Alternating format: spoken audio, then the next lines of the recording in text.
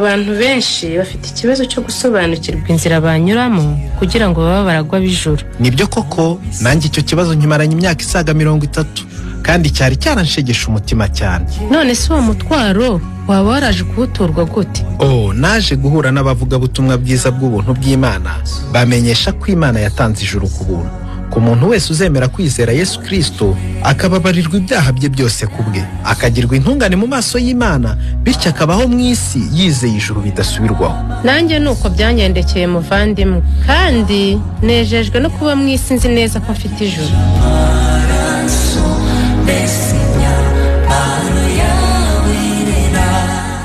Ese nawe waba wifuza kumenya uko wajya mu ijuru ku bwa Yesu? Kurikira ikiganiro ijuru ntirikorerwa kinyura kuri Country FM 105.7 buri wa kane guhera saa 2 kugeza saa 3 z'umugoroba.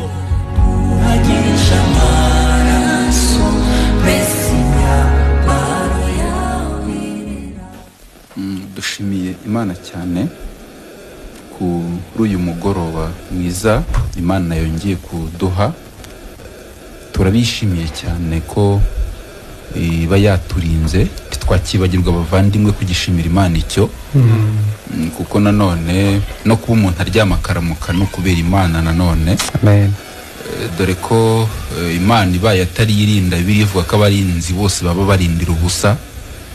Rero ari twe yaturinze turabishimiye, ariko n'abateze amatwi ikiganiro nabo yabarinze kugira ngo tuze kubana mu mugoroba mwiza nk'uyu nguyu. Rero ni ikiganiro kiba kigiye kunyuraho cy'ivugabutumwa bwiza, kibwira abantu ko umuntu yabona ijuru agihumeka, umuntu yaba umutagatifu cyangwa se intungane agihumeka. Dore ko nabwo ni ikibazo gikomeye, abantu batekereza ko umuntu ashobora kuba umutagatifu yapfuye, ariko sibyo, ahubwo umuntu abawe n'ubundi agihumeka, acyambaye umubiri. Rero turabavugabutumwa bwiza twatumwe n'Imana, kuko niko ibyanditswe bivuga ko Kristo amaze kutwunga n'Imana yaduhaye umurimo wo kuyunga n'abandi. Rero hari n'uburyo abantu bajya batoza teseti adresse yanyu ni ese mubarizwa hehe, umuntu yabashakira he. Icyo nacyo turajya dutangira twabanje no kukibabwira. Ubundi Bibiliya iravuga ngo ibibora ntago byaraganwa n'ibitabora.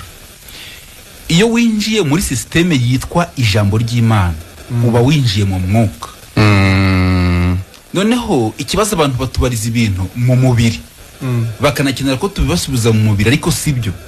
Iyo bajije ibigendanye n'ijambo ry'Imana tubisubiza mu buryo bwa mwuka. Iyo rero ubajije ngo duteranira he, tugusubiza bihura n'ijambo ry'Imana. Hari n'ababaza ati mubarizwa he.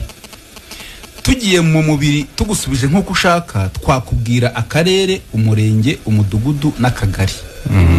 Ngo wadushakiraho kandi ukatubona rwose. Ariko iyo twinjiye mu mwuka tukagwana telefone, yego rwose, na nimero telefone, urumva nakubwiye umurenge nkakubwira akarere ndimo, akagari n'umudugudu, wanshaka ukambona. Ariko iyo winjiye mu iyobokamana, Imana ni umwuka, n'abayisenga bakwiye kuyisengera mu kuri no mu mwuka. Iyo rero winjiye mu ijambo ry'Imana, ukwiye kwemera tukinjira mu mwuka. Adresse yacu mu buryo bw'ijambo ry'Imana rero, Bibiliya iravuga ngo nuko rero ngo abari muri Kristo Yesu ntateka bazacirwa. Ubwo twe rero adresse yacu ni muri Kristo Yesu. Amen. Niho tubarizwa. Abarome igice cya 8 umurongo wa 1. Amen. Aho niho tubarizwa, ni naho tuba. Iyo rero utubajije bisaba aho tubarizwa, ariko mu buryo bw'ijambo ry'Imana tujya mu mwuka tukakubwira ko abari muri Kristo ntateka bazacirwa. Aho rero tumaze iminsi, tumaze iminsi muri Kristo, ni naho mu gitabo cy'ubugingo ujya wibaza uburyo wagerayo. Ni naho tuzahora, ni naho tuzaba. Ntitumaze iminsi nk'abazahava. Yego rwose. Ubwo rero adresse yacu ntagire bizajya bigora. Nurayo tubaza adresse winjiye mu buryo bw'iyobokamana, ni muri Kristo nta handi. Naho kubyerekeranye no kutubona imbona nkubone, twakurangira nyine aho tuba tukaguhana nimero za telefone. Rero dushimiye Imana kubateza amatwi ikiganiro bose, inshuti zacu.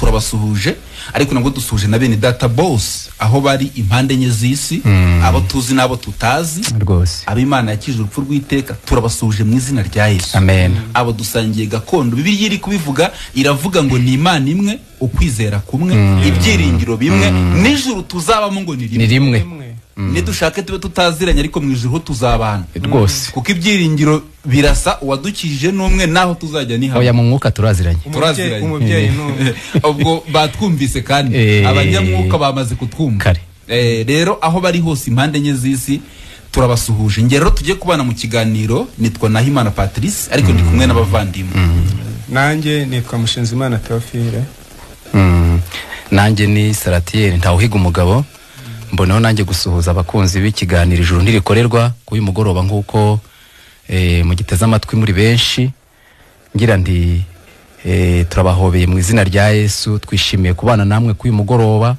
kugira ngo dufatikanyirize hamwe gukomeza kureba uburyo ijuru ari ubuntu Imana yatanze kugira ngo abantu baryinjiremo binyuriye mu ubwo buntu bwayo uko mu mutungo Imana ifite ni imbabazi ifite n'ubuntu umwanditsi yaravuze ngo ni ubuntu busaga ni ubuntu bwinshi utabona igipimo ubupimiraho yagiriye abari mu isi kugira ngo ibinjize mu ijuru nibemera ubuntu rero mboneho gusuhuza na bene data hirya no hino aho bari nk'uko umuvandimwe yabivuze ntitwabyibagirwa kuko ni inkoramutima zacu ni ingingo zacu dusangiye ukwemera tuzabana iteka tutabara iminsi cyangwa imyaka mu ijuru iburyo bw'Imana tutaramiye Imana aho bari rero hose turabashuhuje abatwumva bari Karenge abatwumva bari mu Bugarama abatwumva bari Burundi abatwumva bari muri Kongo hafi n'abari kure bose turabashuhuje ariko nibutse n'inshuti zacu z'ikiganiro by'umwihariko baba bagikurikiye hirya no hino batajya baduhamagara ariko badukurikiye nabo turabashuhuje hari n'abantu rero famille yanjye y'umubiri bambwiye ko bakurikira iki kiganiro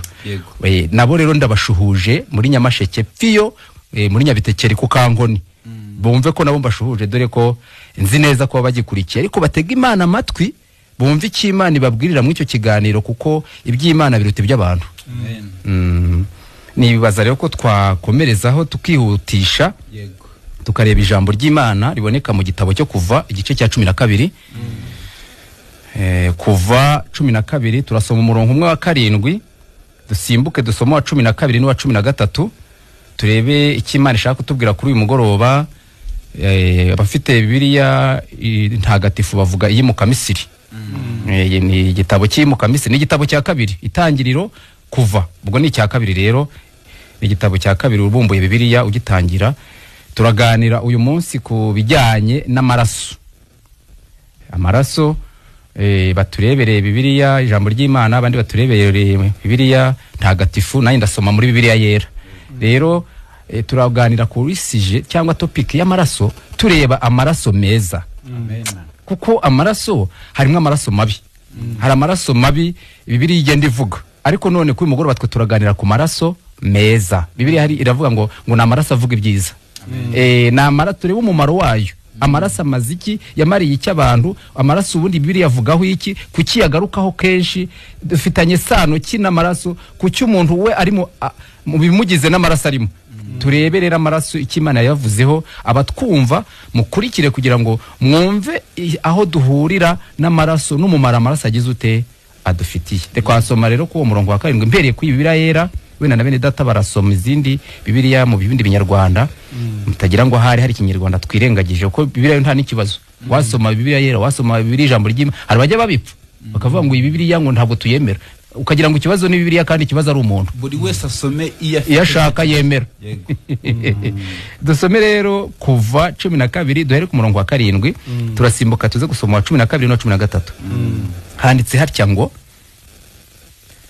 bazende ku maraso bayasige ku nkomanizo zombi no mu ruhamo rw'umuryango by'amazu babuririyemo nuko umurongo wa 7 uvuga yego kansubiremo bazende ku maraso bayasige ku nkomanizo zombi no ku ruhamo bawuririyemo y'amazu bawuririyemo 12 ngo kuko muri iryo joro nzanyura mu gihugu cya Egiputa nkica abana b'imfura bose bo mu gihugu cya Egiputa imfura z'abantu n'uburiza bw'amatungo n'imana z'abanyegiputa zose nzasohoza amateka nziciraho ndi Uwiteka.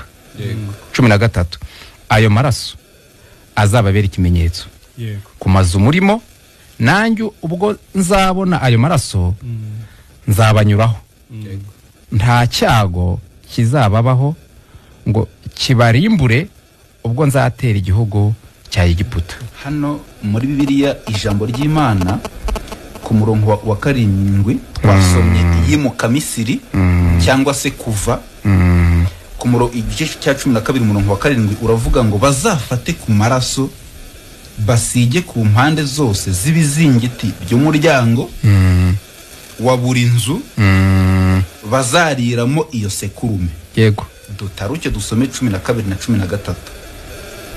Iryo joro nzahita mu Misiri nice abahungu bose b'imfura n'uburiza bwose bw'amatungo. Njyewe Uhoraho nzahinyuza ibigirwamana byose by'abanyamisiri. 13 amaraso muzayasiga ku miryango azagaragaza amazu muzaba murimo. Nimbona ayo maraso nzabahitaho he kugira icyorezo kibageraho ubwo nzaba nica abanyamisiri. Amen. Imana ishimwe. Ego. Dusome no muri Bibiliya ntagatifu. Yisome. Ku murongo wa 7 aravuga ngo bazende ku maraso y'iryo tungo bayasige ku nkomanizo z'imiryango no ku mitambiko y'inzugi z'amazu bazariramo. Yego rwose. 12 aravuga ngo muri iryo joro nzambukiranya igihugu cya Misiri maze nici cyavutse uburiza cyose mu gihugu cya Misiri guhera ku bantu kugeza ku nyamaswa kandi n'ibigirwamana bya Misiri byose bicira imanza ninjye Uhoraho. Amen. Amaraso azababera ikimenyetso ku mazu muzaba murimo. Nzabona amaraso maze mbahiteho mwoye kurimburwa igihe nzaba ndiho noreka igihugu cya Misiri. Imana ishimwe. Tubonye amagambo agaragaza uburyo ikibazo cyabaye mu Egiputa. Egiputa ni igihugu kinaba mu isi, ni cya Misiri, abantu barakizi kiba hirya hariya, ariko icyo nshaka kuvuga nuko habayeho igihe Abisiraheli bakaba mu icyo gihugu cya Egiputa ariko barajyanywe mu buretwa, bari gukoreshwa uburetwa, noneho baba mu imyaka myinshi, ariko Abisiraheli bakabana ubwoko bw'Imana bukomoka kuri Aburahamu, ariko biba ngombwa ko bajyanwa mu buretwa banabamwe igihe kinini kwa Farawo. Ibyo simbitindaho tubiziranyeho, ariko Imana ishima kuza kubakura igihe cyo kubakurayo kigeze.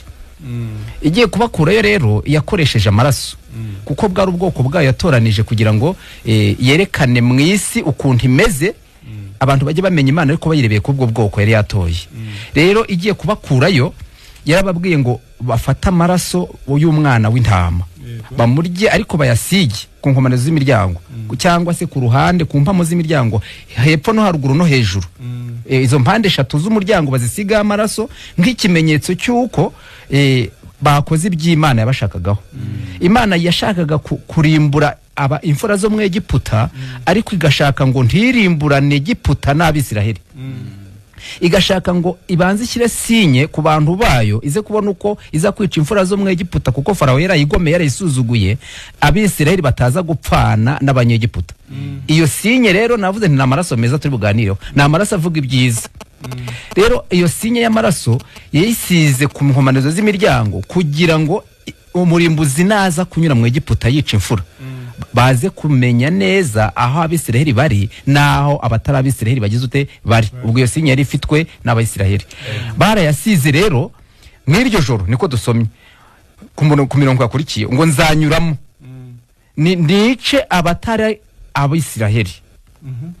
Rero byarabaye, ariko noneho birangira Abisiraheli kubera ko basize amaraso ku nkomanizo z'imiryango, birangira nta Mwisiraheli n'umwe mu mfura z'Abisiraheli upfuye. Ndashaka kuvuga iki kwa ayo maraso? Imana ari guca amarenga, iri kwerekana ukuntu izakiza abantu ibyaha, kuko abantu bose bavutse ari abanyabyaha, bavuka bari mu bubata mu isi bwa Satani. umuntu wese ukora ibyaha ajya amenya ko ari imbata y'ibyaha. Uwo muntu nta kindi nawe cyazamugeza imbere y'Imana, nta kindi cyamwunga n'Imana, nta kindi cyatuma kira kurimbuka, kuko hanza cyangwa imbere hari ukurimbuka. Bibiliya itubwira ko izarimbura abantu ikabarimbuza umuriro utazima. Ikintu cyakiza abo bantu n'ubundi uwo muriro uri imbere kurimbuka guhari kandi kwavuzwe n'Imana ikabitabasha kubeshya, nuko habonetse n'ubundi amaraso. Imana ishimwe. Ayo maraso y'iyo ntama yabonetse mu Egiputa, Abisirayeli bakayasiga ku nkomanizo z'imiryango, n'ubundi yashushanyaga amaraso Yesu azamena. Mu gihe kizaza ko Imana izashaka intama, urumva ko bakoresheje n'ubundi intama. Imana izakoresha intama yayo ari we Yesu Kristo, amaraso amennye agasigwa ku nkomanizo z'imitima y'abizera. Imana ishimwe. Noneho umuntu wizeye ko Yesu yamennye amaraso ava ku bwa benshi kugira ngo bababarirwe ibyaha. Bene data bandebera umurongo uri muri Matayo 26, ni umurongo turawusoma nawo muwumve. Ayo maraso yashushanyaga ayo ngayo. Ayo maraso akaba Yesu yamennye avuga neza ko abantu bagomba kubabarirwa ibyaha mu gihe biringiye ayo maraso Yesu agize ute amennye. Yesu yamennye rero kugira ngo abizera ayo maraso nabajye ku nkomanizo z'imiryango. Matayo 26 n'umurongo 128. Ayo maraso Yesu yamennye yagiye ku nkomanizo z'imitima. Ye wizeye urupfu rwa Yesu ko rwakuyeho burundu ibyaha byawe, uwo mwanya amaraso ajya kuri mutima wawe avuga ibyiza. None igihe umurimbuzi azaza gushaka barimbura agasanga wari w'ikimenyetso cy'amaraso. Bivuze ngo ubwo amaraso arandi ubyanditswe bivuga ngo ni impongano. No kuvuga ngo umuntu wabonye amaraso ntaba gipfuye, kuko amaraso impongano ubugingo baburi mu maraso. Noneho Yesu yatanze ubugingo bwe atanga amaraso, ubwo abaduhaye ubugingo bwe rero. Aduhaye ubugingo bwe, kwemera ayo maraso ye ubugabanya ubugingo bwe. Iyo wakiriye ubugingo bwe uhita umenya ko igihe umurimbuzi azaza ari gushaka abanyabyaha wowe ntuburimo. Kubera yuko ufite ikimenyetso cy'iki cy'amaraso, kandi amaraso ufite nayo umwana w'Imana. Uwo murongo rero muri Bibiliya yera, iyo ni Bibiliya yera. Yego.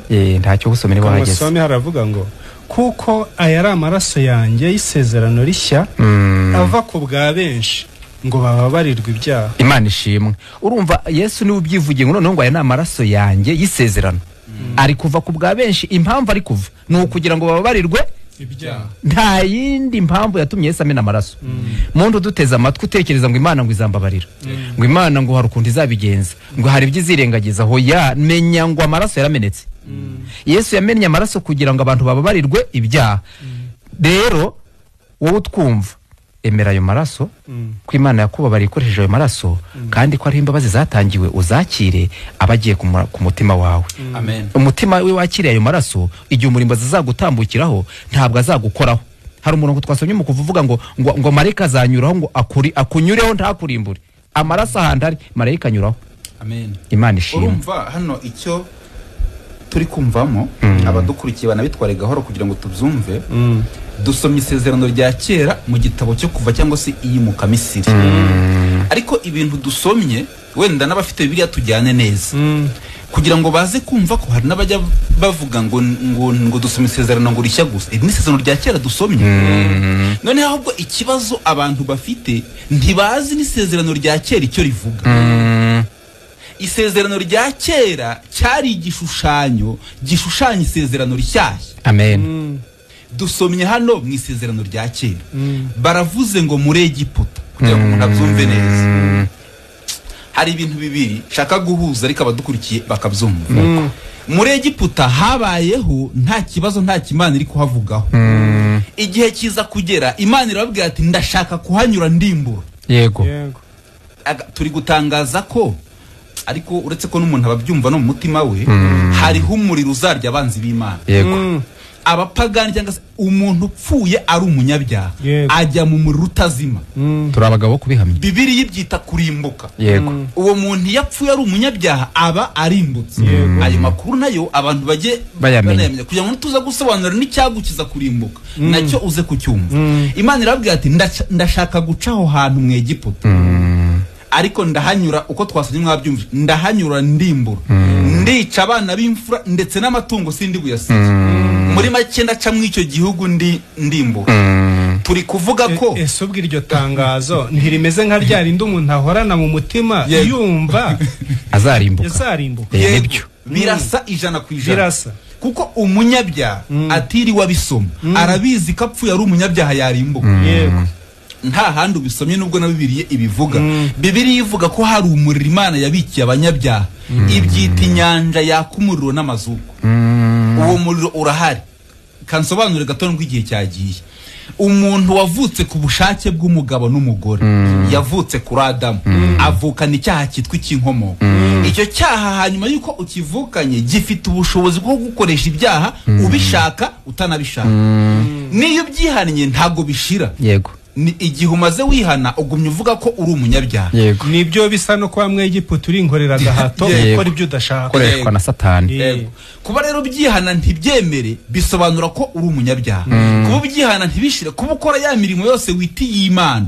ukaba ugihamya ngo ndi umunyabyaha birasobanuye ngo upfuye gutyo warimbuka rwose byumve nk'uko Imana ibwiye abanyagiputa ati ndahaca ndimbura ariko nanone iyo umaze kumenya ko uri umunyabyaha wabivukanye kandi ukaba utabyikiza ukaba utanabintungane mu ngeso zawe ngo byemere ukwiye guhita wumva ko upfuye gutyo warimbuka dore uko Imana ibwiye abanyegiputa irababwiye ngo nzaca aho ngaho ndimbura cyangwa se nica ariko inababwiye uko byagenda ku muntu izareka yego batarimbuka ibabwiye uko byagenda ku muntu Imana itazakoraho Mwegiputa yego irababwiye ibahaye amakuru meza ahari udukurikiye yumvishe warara neza irababwiye ngo nubwo nzacaho ndimbura mwebwe kambagira inama mugende mufate umwana w'intama mu mubage yego mufate amaraso ye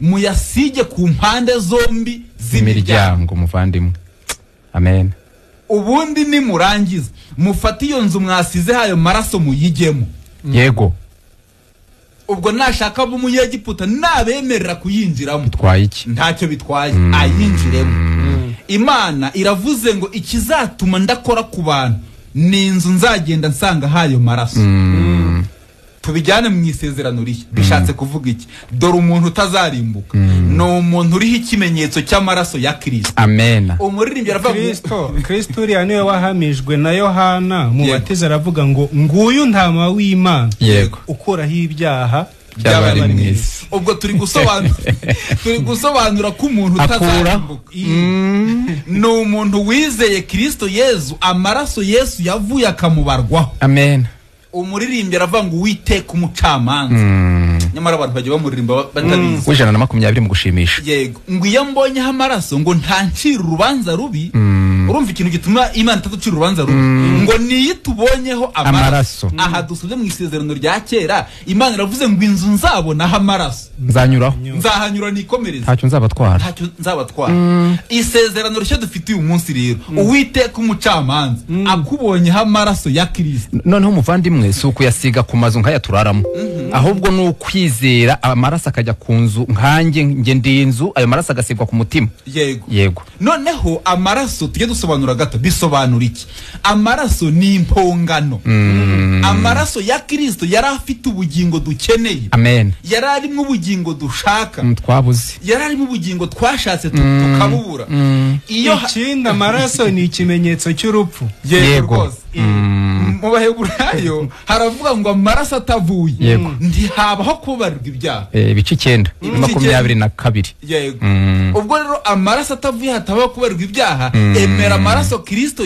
yavuye niyo mpongano y'ibyaha byawe amen iki Imana igushakaho uvana nkivuza ibintu byiza iyo amaraso avuye ubusobanuro bwa hafi n'urupfu yego bisobanura ko urupfu Imana yari kuzakwica yarwise Yesu Yohana agereranya n'intama y'Imana ikuraho ibyaha yego rwose ubwo urupfu rwa Yesu ni rwo rwonyine rubasha gukuraho ibyaha by'umuntu nta kindi urupfu Kristo yapfuye ni rwo rubasha gukuraho ibyaha by'umuntu bikemera aregaga uretse ko abantu batabyumva uretse n'aha dusomye isezerano rya kera ribivuga henshi Imana yari yaravuze ngo niba ushaka ko ntwikira ibyaha byawe umwaka umwe zana intama cyangwa ihene cyangwa inuma y'intungura uyizane ubundi nyice mu mwanya wawe uyihe umutambya yice ayikerere amaraso ameneke ndahita mbabarira ibyaha byawe umwaka umwe cyari igishushanyo gishushanya intama tutoroye ariwe Yesu Kristo. Yego. Niyo mpamvu Aburahamu ajyanye Isaka yamaramaje kumusogota. Imana yaramubwiye ati have intama ntegura nta muntu wayoroye ni intama yanjye. Yaramubwiye ati kebuka ku ruhande urebe intama uwo mwana mwihorere reka umwana yitahira kebuka urebe intama ngo ahise abone igitama cyafashwe mu byatsi mu bihuru atoroye. Yego. Gishushanya iki? Gishushanya ntama w'Imana uzakuraho uzaza agakuraho ibyaha by'abari mwiza. Arega Kristo Yesu niwe ntama y'Imana utoroye yateguwe n'Imana uhereye kuva kera. Imana ku mutima wayo yari yaragenye kizohereza Kristo nk'intama ikuraho ibyaha by'abari mwiza. Erega ikindi kigaragaramo nuko ziriya ntama zose bajyanaga ntizabashije gukuraho ibyaha. Yego. Ariko impamvu nuko aribo bazijyanaga. Amen. Niyo mpamvu byabaye ngombwa ko Imana izani yayo ntama yishakiye. Ariko kugeza no munsi n'abashaka kwegera Imana ntibakoresha intama. Yego. Haruzana amafaranga, haruzana ibishyimbo, haruzana ishati naho yaba yarayambaye. Icyo cyo ni ikibazo gikomeye. Abayumva ayitanze icyaha cyava. Hari n'abatanga amaboko yabo ngo bakoze. N'abikora amatafari n'ibindi bintu bitandukanye. Ariko umuvandimwe aturebere nuri ya murongo uvuga kamaraso atavuye umuntu adashobora kubarirwa icyaha. None bikumvikana ko izo ntama zose zihwanye na ya ntama umuntu yizaniraga. Ziriya zose bazanaga nizo nawe uri kujyana none ntizibasha kukiza ibyaha. Nibyo bishoboka. Icyakora ngo bimera nk'ibitwikiriwe. Ukiri kubikora wumva hari akantu kari mu mutima nk'aho hari byaba ari byo. Nibyo.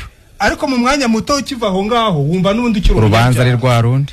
Niyo mpamvu byabaye ngombwa ko Imana yizanira intama yayo. Amen. Yohana abishuriwe neza aravuga ngo nguyu ntama w'Imana ukuraho ibyaha. Amen. Byumvikane rero yuko Imana ubwayo niyo yishatsemo ikibasha kugukuraho urubanza. Niyo yishatsemo ikibasha kugukiza ibyaha. Ariwe Kristo yohereje ngo kugira ngo abe ari utanga ubugingo bwe ku bwawe kugira ngo numwizera utarimbuka ahubwo ubone ubugingo. Amen. Kandi bigaragara yuko ngo amaraso ya Yesu ngo yavuye ngaruta yazantama ngo kubera yuko ngo ubugingo cyangwa se agaciro ko gucungura ubugingo n'ubugingo buri muri ya maraso.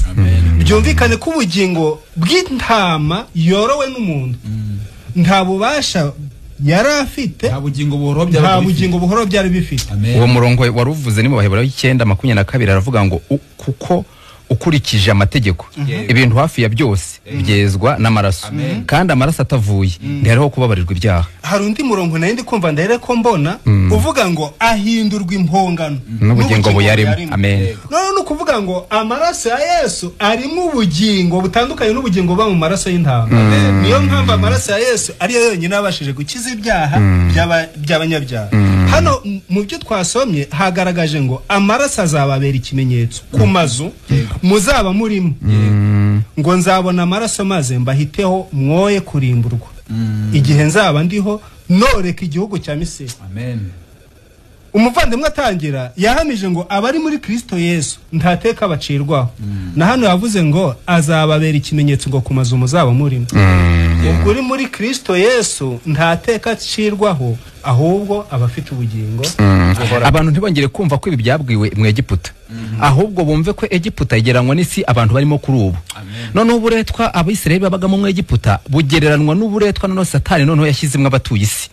None ubwo kwambuka kwa Abisirayeli bava mu Egiputa bingana nuko Imana ishaka gukura abizera mu isi ngo bazajye mu ijuru kugira ngo bakire kurimbuka binjire mu ijuru. Nuko bemera ibi Yesu yavuze.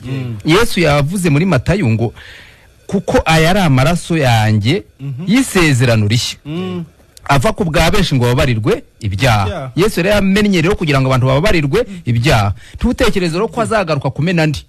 Wowe utwumva menya ngo amaraso yarangije kumenwa, Yesu yarangije gupfa, ibyaha byarangije kubabarirwa, ahubwo hasigariye wowe kugira ngo ubyemere.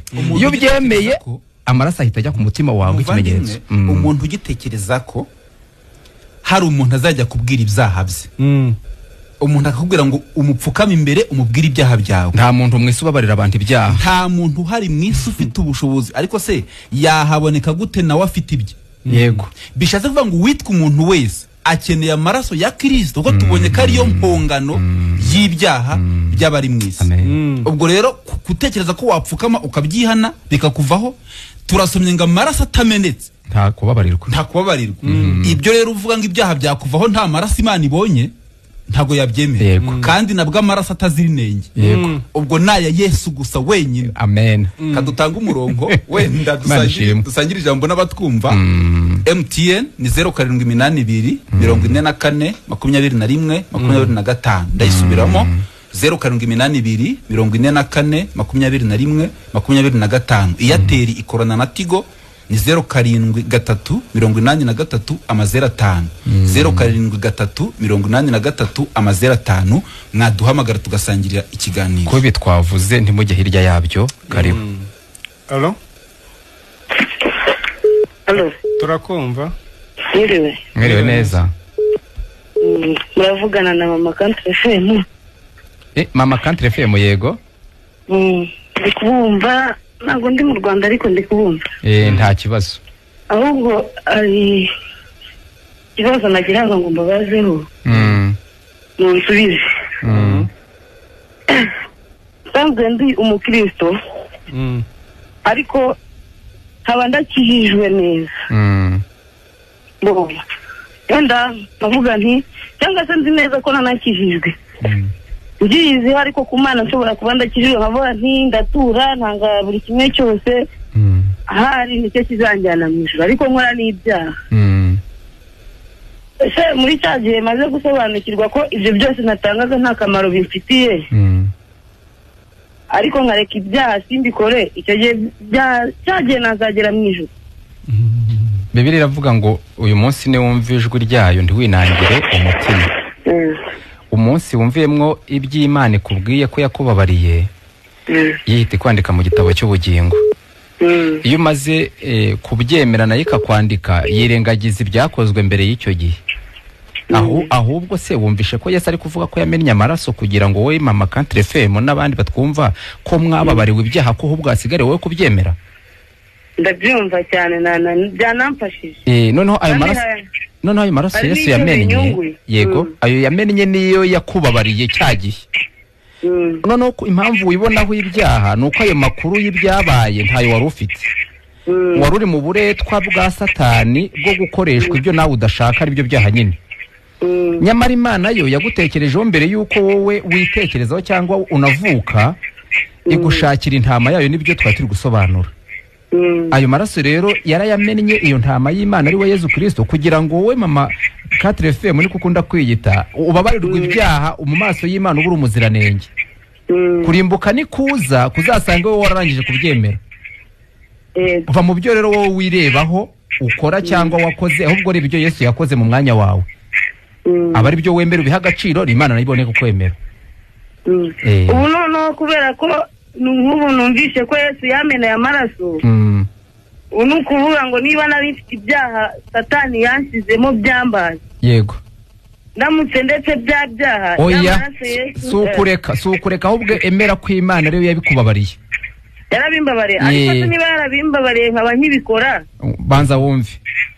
Iyo yarabikubabariye, iyo ubyemeye kwemera kwawe ko wabibabariwe, niho harimo imbaraga igushoboza kutazongera kubikora, kubisubiramo. Nawe nkubwiye ngo wowe ntuzongere, wowe nta mbaraga ufite zo kutongera kubikora, kandi ari umugaragu wawe, kuko uri imbata cyangwa uri umugaragu. Ahubwo wowe niwemere ko wababariwe, hamanuka imbaraga irakurekesha. Uremera rero niho ugabana imbaraga y'Imana iza kukuyobora mu bisigaye, ikanakurekesha ibindi byose bibi. Murakoze cyane, noneho ndi kumva ndi kugenda mbisobanukirwa neza. Kandi si ubwa mbere dukurikiye, n'ubushize wigeze uduhamagara. Ntabwo ari ubwa mbere, n'ubundi ubundi mu Bugande hari igihe mbakurikira kubahamagara nyine bikanga.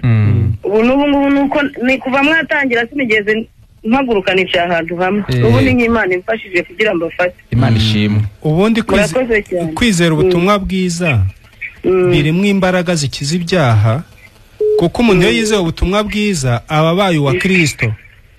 Niho marayika yabwiye Mariya ngo uzavuka ngo uzamwite Yesu, kuko ari uzakiza abantu be ibyaha byabo. Amen. Iyo wizeye Kristo Yesu uba uri uwa Kristo, niwe ufite ububasha bwo gukiza ibyaha mu mutima wawe.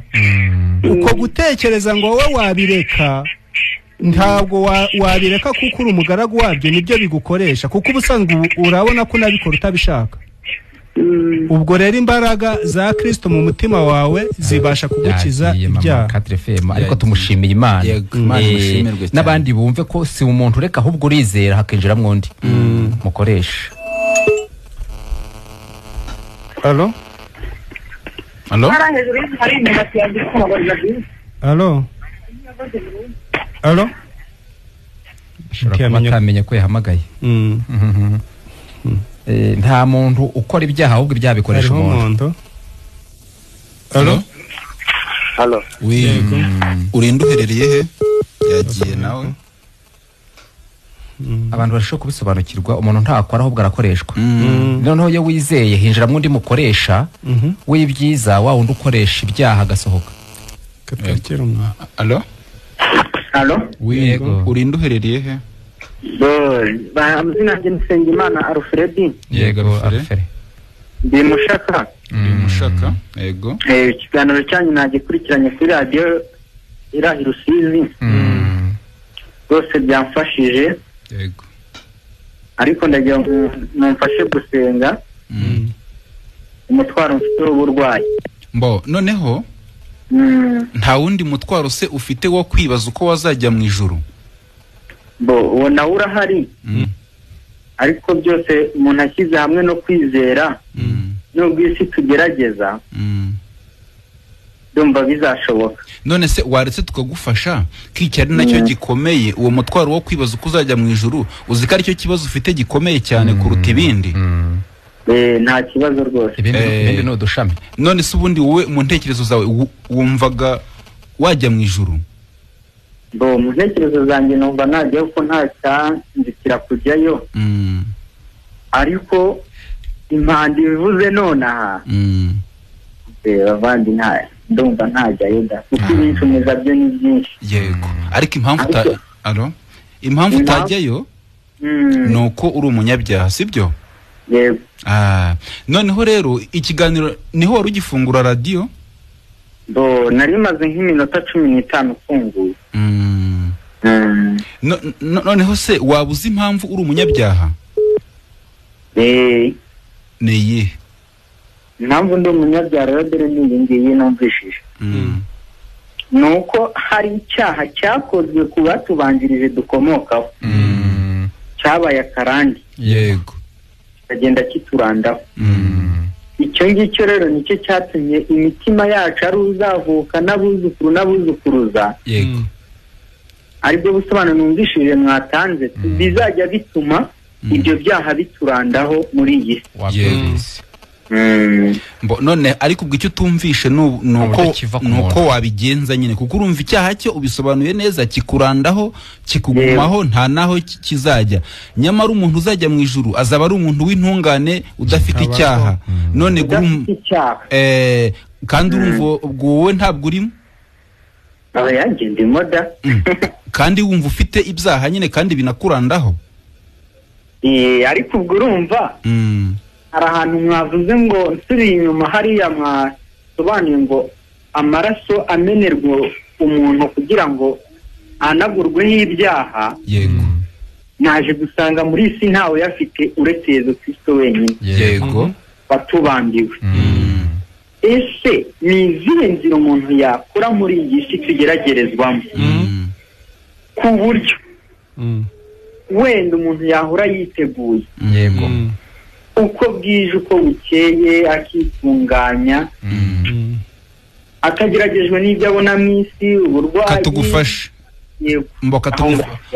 Reka tugufashe kubera ko n'igihe kiba kiri no kwihuta. Hanyuma yuko umaze kumenya ko ufite icyaha wavukanye gikomotse ku bakurambere, yego, icyo cyaha kandi ukaba wanasobanukiwe neza ko kikurandaho ku rugero rw'uko utakikiza ngo bishobore. Yego.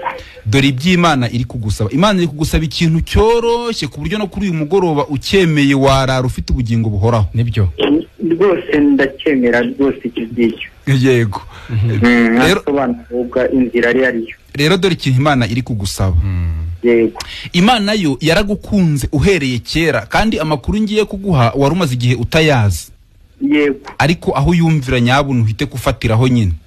yego Imana yaragukunze uhereye kera. Yari ibizi kuzavukira mu isi ukavukana icyaha kikajya kikurandaho nk'uko wari uri kubivuga. yego Noneho Imana yo itegura uburyo izagukiza. Itegura uwitwa Kristo Yesu, imutegura kuva kera isi itari yaremwe. Irangije iramwohereza mu isi. yego Ageze mu isi yishyiraho ibyo byaha byawe byose n'icyo wavukanye. yego Amaze kubyishyiraho anahanwa igihano wari ugenewe kuzahanwa. ya Noneho icyo Imana wowe igushakaho iri kugusaba gusa kwemera ko Yesu yahaniwe ibyaha byawe byose. Iyo rero ubyemeye uhita umenya ko utagihanwe kubera ko Yesu yahanwe mu mwanya wawe. Yego, iranakwimura. Ariyo ya maraso twahoze dusobanura Yesu yamennye. yego Ayo maraso Kristo yamennye niyo yabaye impongano y'ibyaha byawe. ndabibona pe na nino saha. Yego. N'ibyambaho muri uku kwezi nkajya mu bitaro nkajya Butare, ni Imana yanyitangiye n'ayo maraso yamenewe kuko kubw'umuntu sinaba nkibwa. Banza wumve ikiri muri ayo maraso gikomeye. Ayo maraso iyo umuntu yizeye Kristo Yesu, Imana iguha ubugingo buhoraho. Kubera ko kurwara byukajya mu bitaro n'ubundi uzongera urware n'indi ndwara kuva ugihari. Indwara ntago ari ikibazo, ahubwo icyo Imana ishaka kugukiza, irashaka kugukiza kurimbuka. Yego. Gupfa ukajya mu muriro utazima ni cyo Imana ishaka kugukiza, ni nayo mpamvu yo kumena amaraso kwa Yesu. Yego. Icyo Yesu yameneye amaraso kwari ukugira ngo nubimenya ukabyizera, uhita ukira kuzarimbuka. Ubona ubugingo buhoraho uzabane n'Imana iteka ryose. Yego. Bibiliya ivuga ngo kuko Imana yakunze abari mu isi cyane, Yego. byatumye itanga umwana wawe w'ikinege kugira ngo umwizera atarimbuka ahubwo ahabwe ubugingo buhoraho. Amen. Dore icyo Imana iri kugusaba ni ukwizera, ni ukwemera ko Yesu yahanwe igihano cyawe. Ibyo byemeye warana n'ijuru. Harundi murongo ngiye gusomera uwo muvandimwe Ruferedi ava ngo muri Yohana ibice 5 kuri 24. Yego. Ubutumwa bwiza ava ngo ni ukuri ndababwira yuko uwumva ijambo ryanjye akizera uwantumye. Umuntu wumva ijambo ryanjye akizera uwantumye. Uwantumye. Yebwo ni Yesu uri kwivuga. Abafite ubugingo buhoraho. Yego. Kandi ntazacirwaho iteka. Yego. Ahubwo abavuye mu rupfu ageze mu bugingo. Urumva ko umuntu yumvisha ijambo ry'uryo yababariwe akizera uw'Imana yatumye ari we Yesu, ko Imana ihita imwimurika mukura mu bazarimbuka ikamushyira mu bugingo buhoraho. Rero kutekereza ngo isingo ifite inzitizi ngo irengo bigeragezo ibiki, ntabwo ibyo bisimbura ijambo Imana yavuze. Yego. Yego. Iyo wizeye wowe Imana ihita kwimura ikagushyira mu bugingo buhoraho ikagukura mu bazarimbuka mu rupfu. Ibikora rimwe bikabihagije iteka. Yego. Yego. Wowe urasabwa kwizera. Kandi kubera izo nzitizi uri kubona, Imana yazibonye mbere yawe. Ibona ko wowe kubera izo nzitizi utajya mu ijuru ngo byemere. Niyo mpamvu Imana yo yahise kugirira ubuntu ikakoherereza Yesu akakumenera amaraso ku buntu ntacyo aguciye. Ni Imana ishaka kuwemera ukabyizera ukibonera ubugingo buhoraho. Kabisa ni inshobozi. Yego. Yesu ni intama yoherejwe n'Imana. Harya aho ngaho unsomeye bwa nyuma ngira ibice. Ni Yohana igice cya 5. Yohana igice cya 5. Okay. Ku murongo wa 24 wonyine. Sawa. Tugushimiye Imana rero. Ujye gukurikira ikiganiro ntikikagucike. Yego kandi namwe murakoze, Imana igomeze kubaha imbaraga. Kandi ikindi uwizeye iryo jambo akaba agabanye kutarimbuka, n'indwara nayo irakira. Yego. Amen. Ubwo umuti w'indwara ni ukwizera Kristo Yesu kuko yitwa ushobora byose. Amen. Sawa. Katwumva abandi Sawa, urakoze cyane ka twakira abandi. Namwe murakoze. Sawa. Abayumva koko nawe hari inzitizi nyinshi. Mushaka baradukurikira. Yego. Kandi Imana ikibaha umugisha bakurikira ikiganiro rikorerwa saa 2 kuwa 4 kugira ngo bumve uburyo bazigira mu ijuru. Yego rwose. Abantu bagumye bahamagara nta kibazo. nimero nazibasubiriramo ni 0782442125 kubazibagiwe bandumva bahise banaza. Halo? Halo. Yego. turakumva. Turabashimiye cyane. Muri bande? Muri bande muri he? Afite cyane. Nginde hehe? Kamembe. Wakurikiye ikiganiro? Ntabwo nakurikiye. Sawa, ubwo rero ujye ukurikira ikiganiro tugitangira 2:00. Ubwo urajya ukurikira ikiganiro, sibyo? Ariko twari turi gusobanura ko Imana yatanze ijuru ku buntu. Yohereje Kristo Yesu mwisi arazamena amaraso abimpongano z'ibyaha by'abantu. Nicyo twari turi gusobanura. Nose wowe ntushaka ijuru? Cyane.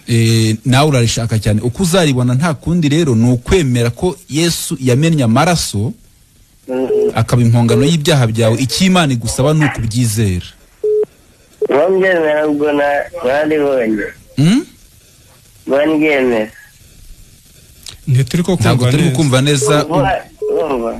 Ubwo ujye ukurikira ikiganiro, wenda aracyari no kutwumva kuri radio ariko ajya atangira natwe ikiganiro.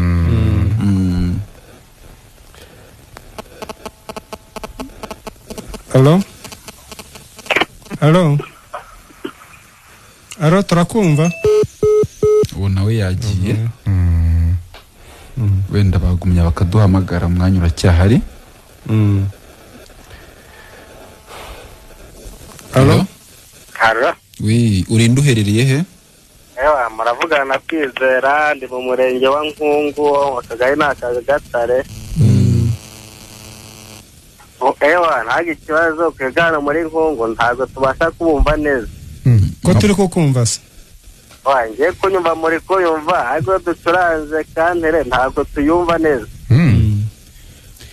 Ntabwo mwadufasha mugadusara nk'ubuvugizi. Murakoze nabwo gutanga icyo gitekerezo. Dusara ubuvugizi kabisa muri Nkungu ntabwo twumva, gusa nakujya tubafatishe nubwo tugomba kugereranya nk'isaha tukavuga ati isaha iyi abari uyu n'uyu. Agatwahamaga ariko kuyumva reka birasamira.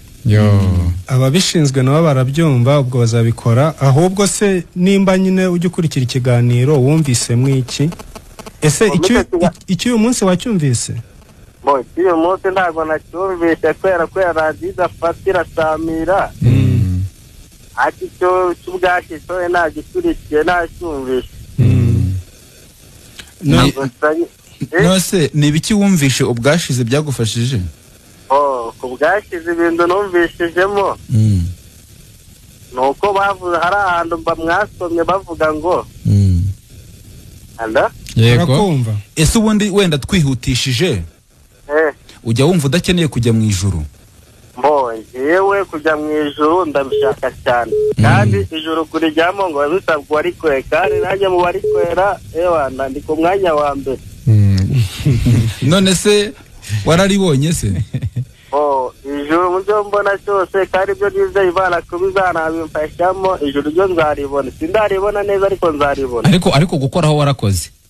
Gukoraho narakoze. Ubwo ibyo wakoze rero niba utararibonye ubwo ni imfabusi, ibyo wakoze ntabwo rikorerwa.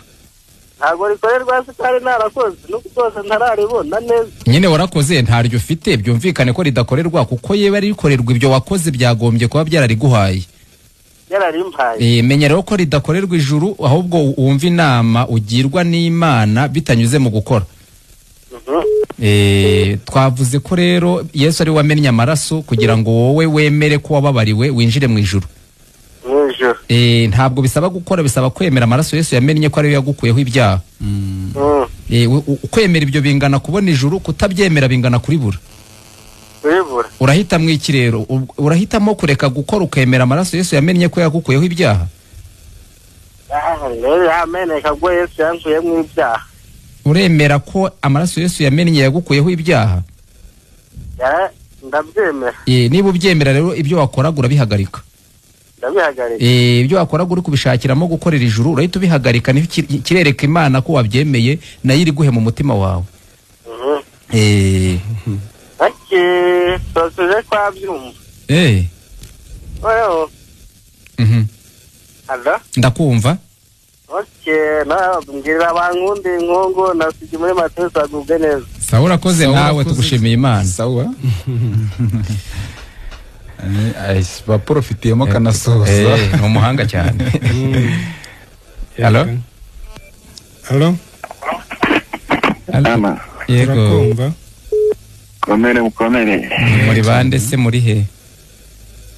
Itandi hano mu Mashyira. Yego Peter, utubwire wihutishije iminota yagiye ikibazo ufite n'ikihe? Nta kibazo gusa mfunguye radio none numva icyo kiganiro ni cyiza.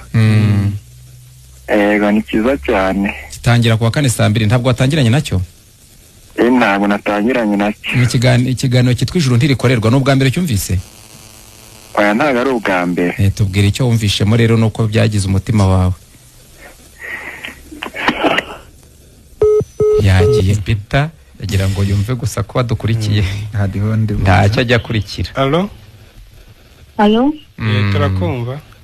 Amahoro meza. Amahoro mwene data. Ni Claire w'Ikarenge. Twakumvise sashimwe. Nahimbazwe iteka. Nyarutsa dora gaheni gato kere. Nyarutsa dora gaheni gato. Yego. Nanjye nyine nashimiye Imana ku iki kiganiro. Uko gisobanura neza nyine uburyo ijuru ari ubuntu ridakorerwa. Yego. Urumva ikirihesha si uko umuntu yakoze, ahubwo ni uko nyine yasize amaraso ku nkomanizo y'umuryango. Yego muvandimwe. Ubwo nyine kwizera Yesu byonyine nibyo bihesha ijuru, nibyo bikiza umuntu kurimbuka. Ko niko kuri. Ubwo iyo umurimbuzi aje nyine gihazazira uwazasanga afite gukiranuka kwa Yesu, uwazasanga yarizeye ko amaraso ya Yesu yakuyeho ibyaha bye byose, uwo niwe uzakira kurimbuka akabona ubugingo buhoraho. Amen.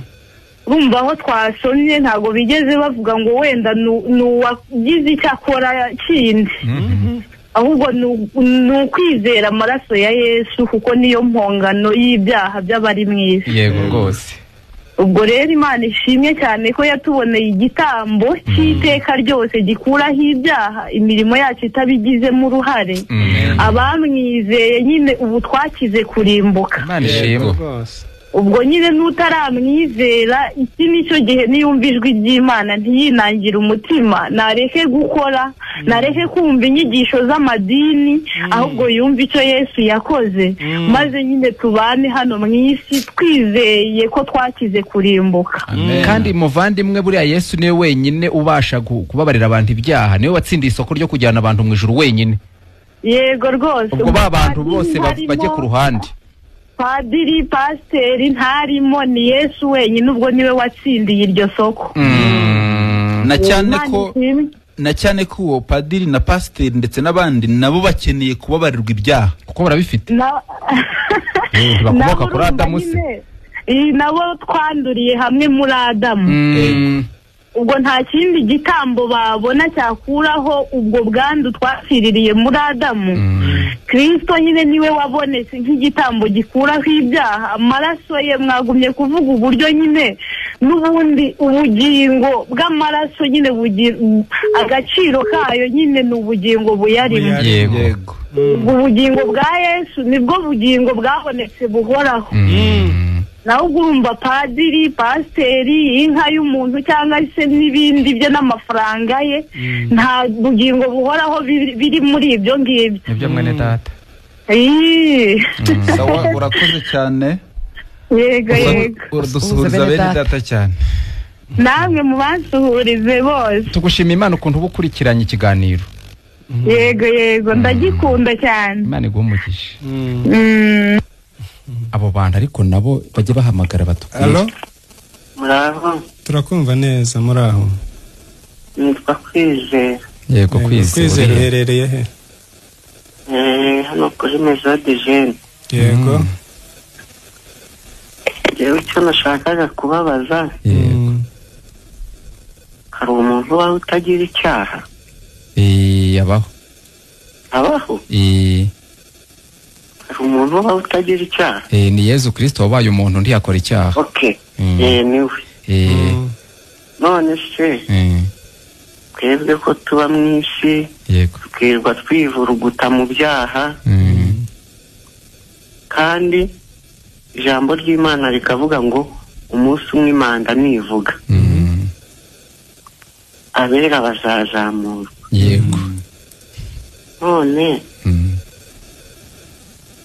iramutse ivuze kubera ko ntawe uzi umunsi n'igihe. Yego. Yesu agasanga utari umwera, utari urabera. Yego.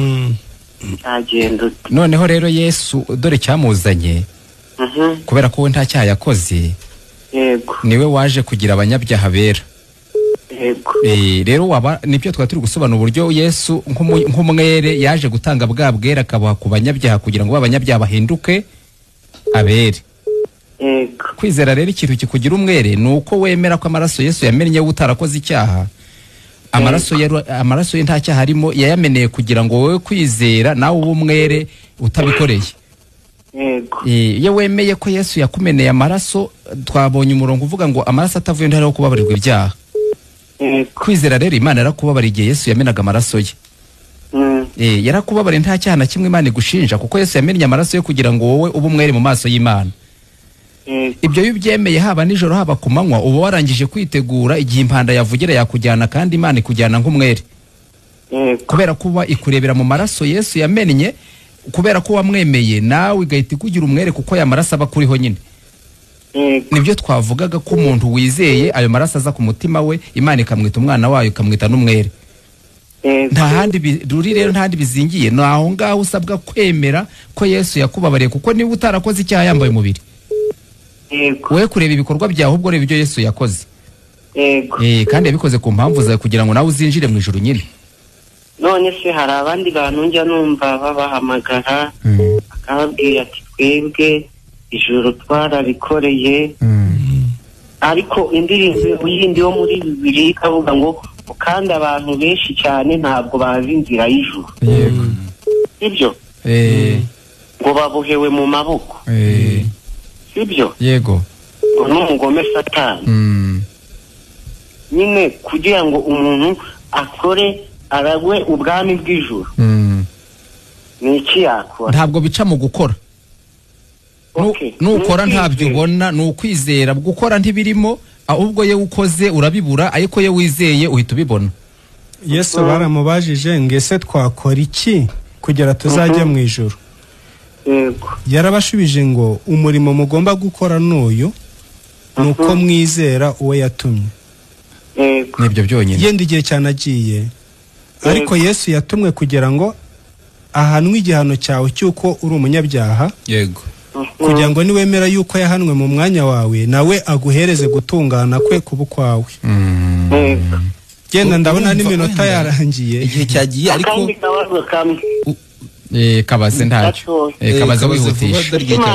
Ese ubundi ngewe hari ikintu ushaka musobanure. Ariko ugire vuba dore igihe cyagiye dusigaranye iminota 2 gusa. Uratwigisha tugafashwa n'ibyiza kandi turabashimiye. Kubera iki kiganiro mwadushyiriyeho. Yego. Ubundi ubwami bw'ijuru buzagiranwa n'abantu bangahe ko turi benshi mwisi? Umva wenda gatoya kugira n'igihe cyagiye wari umaze kuvuga umuririmbyi uvuga ngo abantu benshi ngo baraboshywe ngo baboshywe na wa mugome ngo Satani, sibyo? Urumva iki kintu unagitekerezeho neza. Urumva uraboshywe, unaboshywe na Satani ukurusha gukomera. Yego. Turi kukubwira ko Kristo Yesu ari we wakubohora wenyine. Arakubohora wemeye ibyo yakoze ukabyizera. Sawa rero tugiye gutanga nimero ya telefone, ubwo waza kuduhamagara tukaganira. Iyi nimero yanjye Patrice ni 078 3 167 163. Theophile ni 078 8 7 9 9 8.